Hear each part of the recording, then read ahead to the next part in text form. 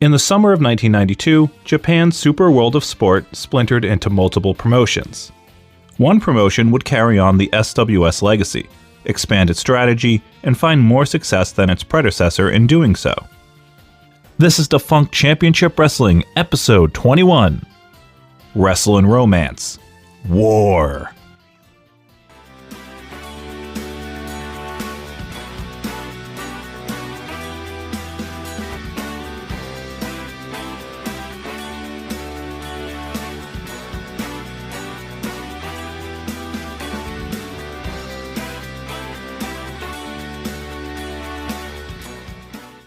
In June 1992, SWS founder Genichiro Tenryu held a press conference announcing the closure of Super World of Sport. Its demise would spin off several promotions, two of which would have startup funding from Tanaka himself. The companies would each be run by two of the biggest stars from SWS. George Takano would start a promotion called Palestra. Takano's promotion would last a little over a year, but the other promotion, Revolution, headed up by Genichiro Tenryu, would see nearly a decade of success. With $960,000 in startup funds, the renamed War, Wrestle and Romance, presented its first event in July 1992, at the famed Kokorien Hall in Tokyo. The back-to-back shows drew sellouts of 2,200 fans each night. The cards featured many SWS mainstays, like Takashi Ishikawa, Haku, Ultimo Dragon, and the Great Kabuki. The shows were well received by fans and considered in the same mold as SWS, with many viewing it as a direct continuation, especially with Tenryu as the guy in charge and the top star. And where went Tenryu went the WWF. In July, it was also announced that War's first big event on September 15th at Yokohama Arena would feature 10 of the biggest names in the WWF. Although Undertaker, Legion of Doom, Ric Flair, Randy Savage, and Ultimate Warrior were the only ones named officially. The announced main event would be Tenryu challenging either Savage or Warrior for the WWF title, as this was announced prior to SummerSlam 92 taking place. War's next event on August 13th would be a bit of a disaster. The show was scheduled for a 6:30 p.m. bell time. Not doors opening, bell time. Perfectly normal start time for wrestling.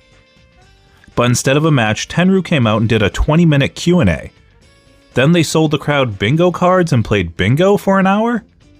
The prizes were crap like little rubber balls and loose pieces of paper with Tenryu's autograph. Finally, at 8 p.m., the first match hit the ring. The overall reaction from the fans was that the pre-show festivities were bad, and so were most of the matches. War would get a chance to bounce back with their big Yokohama show. But SummerSlam 92 and its fallout the weeks leading to the event would cause several changes to the featured talent. WWF would bring the likes of The Undertaker, the Beverly Brothers, and Paul Diamond. They'd also bring in Road Warrior Animal for a handicap match with Bo and Blake, since Hawk famously disappeared in England after SummerSlam. The main event would also have a major change that would ultimately be an upgrade. Originally advertised as Tenryu vs. Warrior or Savage, by the time the show happened, the WWF champion was neither of them. It was Ric Flair. So we'd get Tenryu vs. Flair 3, in a very good 2 out of 3 falls match. We know Savage vs. Tenryu would have been great, Tenryu vs. Warrior would have been interesting to say the least, but Flair and Tenryu is just something special. The show drew over 12,000 fans to the Yokohama Arena, however allegedly only 7,000 paid. While I may have liked the main event some 30 years after the fact, at the time the main event of Tenryu vs. Flair did not go over well with the fans in attendance. The final fall went to a double countout, so the match was a draw. A big no-no in Japan at the time. The finish was seen as a disappointment on top of a show that was already a 5 out of 10 quality-wise. The one bright spot was the crowd's reaction to The Undertaker. He was insanely over, probably based off of his prior SWS appearances, with the crowd really popping for his sit-up routine.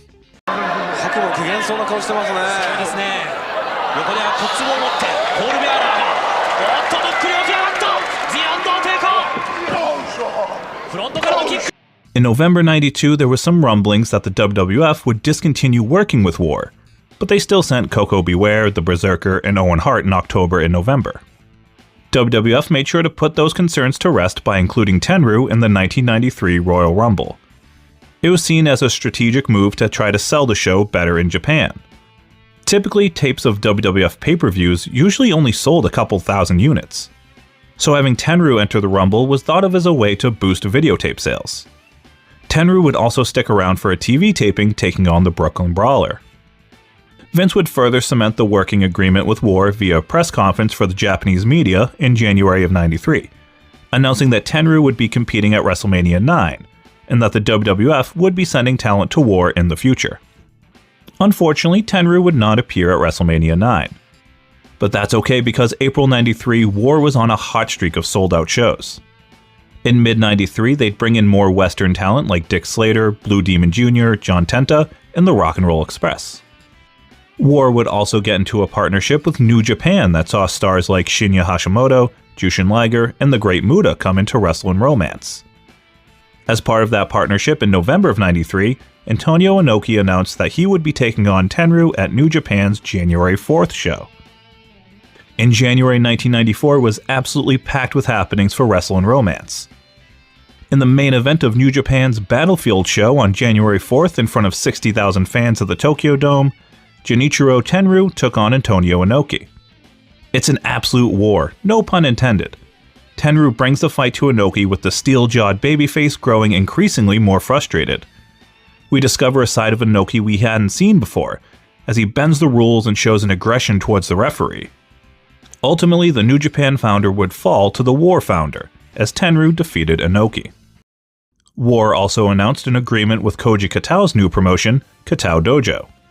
War talent like Koki Kitahara and Ishinriki appeared on the debut event. They would also do a joint show in 1996. Tenryu was one of the very few, if not only, promoters in Japan that were still willing to work with Katao following the Earthquake Shoot incident.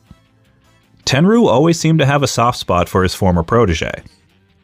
Finally, on January 22nd, Tenryu and the Great Kabuki appear at the 1994 Royal Rumble as Mr. Fuji's Mercenaries, both competing in the Rumble match itself, hoping to eliminate Lex Luger, as well as among the gaggle of heels that helped Yokozuna defeat The Undertaker. In February 1994, War added some variety to their cards by introducing women's matches, featuring the likes of Harley Sato and Eagle Sawai. The women weren't on every show, but they did appear on a good chunk of shows every year. March '94 would see yet another partnership take hold as FMW joined the lineup. The two companies wasted very little time pitting their top stars against each other. At a press conference in April announcing a Tenryu vs. Onita match, Onita gave Tenryu a present, an FMW video of his best matches, so Tenryu can see what an exploding barbed wire match is all about. Tenryu ripped open the package and destroyed the videotape, which got Onita so mad that he said if he lost to Tenryu, he would retire. The two would do battle in a no-ropes exploding barbed wire cage in May 1994, at Kawasaki Stadium in front of 50,000 fans. It's a really good match. Tenryu tries to just wrestle Onita, but with the danger around them, something as simple as a Tenryu clothesline becomes explosive. Onita, of course, came into the match already battered and taped up. All his offense is cut off easily and every bump into the cage takes so much out of him. Ultimately, Tenryu would get the win and Onita had to retire, which of course didn't last. Just days later, on May 7th, War would join forces with Michinoku Pro and All Japan Women's to add some local stars to the WWF's Japan Mania Tour. The tour wasn't considered a complete flop, but it certainly didn't draw as well as the WWF hoped. Each night saw crowds between 2,300 and 4,500 in 10,000-seat buildings. Supposedly, the main problem fans had, aside from the finishes, was the lack of WWF showmanship. Many fans were expecting the whole WWF experience. Bright lights, big sets, pyro, the whole pay-per-view presentation that they'd seen on tape. But that's not exactly what they got. However, the tour did give us some interesting matchups, like Tenryu and The Undertaker versus Bam Bam Bigelow and Yokozuna. In July '94, War held a trios tournament with some really interesting teams and matchups. The final saw Tenryu, Onita, and Bam Bam Bigelow defeat Ashura Hara, Earthquake, and Jinsei Sasaki. In September 1994, Tenryu takes a step back from the business side of War, turning over the presidency of the company to his brother-in-law, Masatomo Takai. Takai had been a part of building the promotion, so he was already well aware of the ins and outs. I wonder if Tenryu stepping down was in preparation for the release of his Super NES game Pro Wrestling Revolution, which was released September 30th in Japan and in October in the US, under the name Hammerlock. GamePro magazine praised the game's visuals but were critical of the four-way split screen and repetitive gameplay. Not everyone on the roster was happy with Takai as the new president. The following month in October, Takashi Ishikawa, a mid-card wrestler for War, quit the promotion and announced he would be starting his own promotion, and taking 7 or 8 wrestlers with him. Okay, let's recap the working agreements at the end of 1994. We've got the WWF, New Japan, Kitao Dojo, and FMW. These partnerships quickly became key to War's success. The first major event for Wrestle and Romance in 1995 saw them crown their inaugural International Junior Heavyweight Champion in March. The tournament featured names like Gato, Lionheart Chris Jericho, Ultimo Dragon, and the 1-2-3 Kid from the WWF. The non-tournament main event of the show would see Tenryu take on Yokozuna. This was 1995 Yoko, so he's not in great shape. Lots of resting on the ropes, and he can't even get to the middle cable for a bonsai drop attempt. Not sure if it's a Yoko issue or a cable issue, but still sad to see. This tour also featured the War debut of Death Mask, JBL doing a Texas Hangman gimmick. I think it's a very cool look. Some have called it an Undertaker ripoff, and yeah, I can see that, but also Undertaker was very over at the time in Japan, so hey, go for it. March also saw one of War's many partnerships fall apart. Tarzan Goto from FMW, or as I know him, Blackheart from WCW NWO World Tour, was booked for a War show in Tokyo on March 26. However, Onita had booked Goto for an FMW show in Sayo the same day. Goto no-showed War, infuriating Tenryu in the War office, putting an end to their talent exchange. After War's 3rd anniversary tour in July of 1995, the promotion changed its full name to the far inferior Wrestling Association R, while keeping the same initials. In the fall of '95, they would run a 12-show tour under the branding War the Restart. This run of shows saw roster additions like Typhoon and Lance Storm. They ended the year in grand fashion when in December they gathered some of the best junior heavyweights from around the world and held the second ever Super J Cup. The original concept for the tournament came from Jushin Liger and was held under the New Japan banner. The '95 edition was organized by Ultimo Dragon and saw talent from War, New Japan, CMLL, Michinoku Pro, and AAA. The '95 Super J Cup is top to bottom a fantastic show. Maybe not as great as 1994, but all the matches are good to great in my opinion. Most of them lean closer to great. Liger vs Ultimo Dragon specifically is something worth seeking out. The final saw Jushin Liger defeating Gato in a very good match. No matter how good the matches were, however, the show was stolen by the non-tournament Rey Mysterio vs Psychosis match. It's the two lucha legends at the top of their game. Reportedly, War kept Mysterio out of the tournament because they felt he could be a top attraction for them, and they didn't want him to get beat in the tourney. The feeling being because of his size, he had to eat a pin at some point. But the event wasn't without criticism. When it was announced that Gran Naniwa and Hanzo Nakajima would be representing Michinoku Pro, and not say the Great Sasuke, Super Delphin, or Taka Michinoku, it was seen as a disappointment. But you got Funaki, so relax. Not much happens in 1996 until the spring when War agrees to another partnership, this time with UWFI. The crossover would see talents move back and forth pretty consistently, including the trio of Yoji Anjo, Kenichi Yamamoto, and Yoshihiro Takayama, known collectively as the Golden Cups. Tenryu would even make a handful of appearances for the Workshoot promotion. They even teased a single match with Tenryu versus a young Takayama. That match and any others that might have been part of a larger invasion went out the window when UWFI shut down at the end of '96.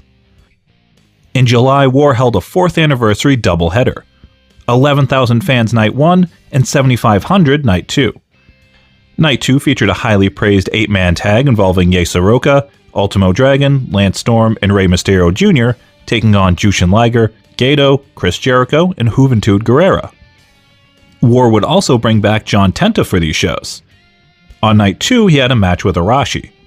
Tenta would lose, but he did get his hands on old rival Koji Katao.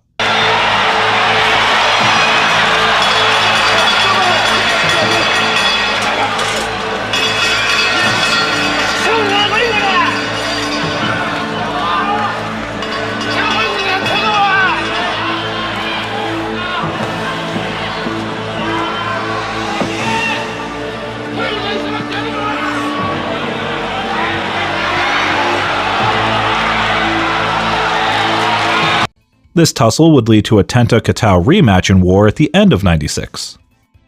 In October 1996, we get a massive matchup as Tenryu wrestled the Great Muta for the first time ever, in front of 6,500 fans on a War card in Osaka. In November of '96, the Stone Pitbull Tomohiro Ishii would make his pro wrestling debut for War. The Tenryu trainee wrestled a much different style than we see now. He's much faster, not quite as menacing, and I can certainly see where his neck went. In 1997, the cracks of the last 5 years start to show. Their partnership with the WWF is basically over. Even though there was no formal split, the Federation just stopped sending guys over. UWFI was gone. The New Japan agreement wasn't producing large crowds as Inoki was struggling to compete against an emerging MMA scene in Japan. And it was becoming clear that no new stars were being made. The undercard was filled with guys who weren't able to get over enough to replace Tenryu. The biggest feud at this point was Tenryu vs. Goto, two established names that fans had seen in the top spots before. The junior heavyweights were the only guys that were really getting over, and looking at that portion of the roster, it's no surprise why. War certainly leaned on guys like Rey Mysterio, Yuji Yasuoka, Gedo, and Ultimo Dragon. So maybe in an effort to draw some crowds and do something a little different, War gets a little hardcore. They have matches like the Super War Cage match, and brought in stars like Abdullah the Butcher and Tommy Dreamer. 1998 would see a sharp decline for Wrestling Association R. The promotion still ran several shows a month, but they were taking large breaks in between events. In fact, in 1998, they ran 29 shows total. For comparison's sake, here's the totals for each year prior. 98 also saw the least amount of foreign talent being brought in. Lance Storm would finish up in 98, Abdullah would have a handful of matches, and they brought in Terry Gordy for a few dates, but that was it. The promotion that once prided itself on its eclectic roster of global talents and oddball pairings was now like all the other promotions in the country that couldn't draw more than 2,000 people. While War was declining, Tenryu was taking on more and more New Japan dates, taking on the likes of Kojima, Fujinami, and Yuji Nagata. Things were looking bad for Wrestling Association R heading into 1999. To try to turn things around, War would again lean on the more violent side of wrestling, reuniting with FMW. The partnership would see several six-man tags throughout the year, including a street fight death match in June of '99. War only ran 9 shows in 1999. By December, it was becoming obvious that Wrestling Association R was coming to an end. On December 10th, 1999, Tenryu defeated the Great Muta to be crowned IWGP Heavyweight Champion, becoming only the second man ever to win the All Japan Triple Crown and the IWGP Heavyweight titles. 6 days later, on December 16th, War held their final event, fittingly titled Final Fight. A lot of people have cited Tenryu turning his attention to New Japan as a major reason for War's decline. But I wonder what came first. Did Tenryu lose interest in War and then it fell apart? Or did it start to fall apart so Tenryu focused on his New Japan run? In May 2000, Mitsuharu Misawa left All Japan and started his own promotion, Pro Wrestling Noah, taking the majority of the roster with him. The mass exodus opened the door for Tenryu to make his triumphant return to All Japan after nearly a decade.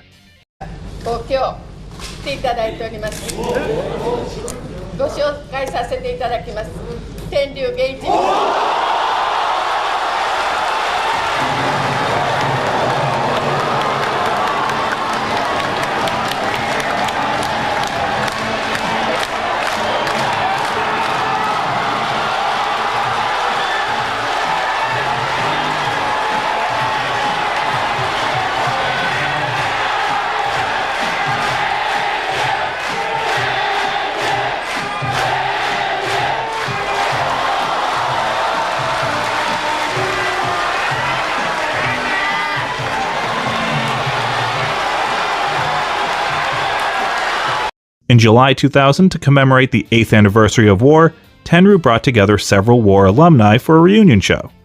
The main event saw Tenryu take on Hayabusa.